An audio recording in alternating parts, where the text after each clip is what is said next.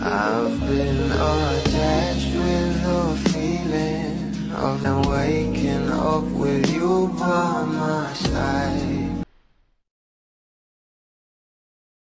Hanggang ngayon guys ay hindi pa rin nga talaga nakaka-move on sa bawat video at larawan ng ating couple ang mga bula dahil na nga rin sa kilig na hatid ng ating couple.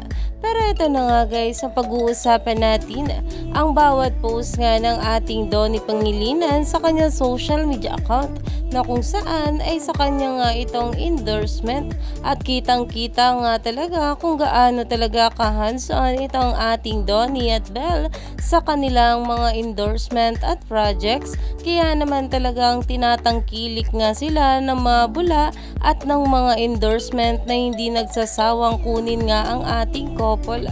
At ayon pa nga guys sa nasabing caption dito ng ating Donnie, "Can't go wrong with Gucci Neo Original. Father's Day coming up. Could be a nice gift to the dads. Gucci Neo Original is now available at Greenbelt for Soler, Shangri-La, Plaza, and New Star."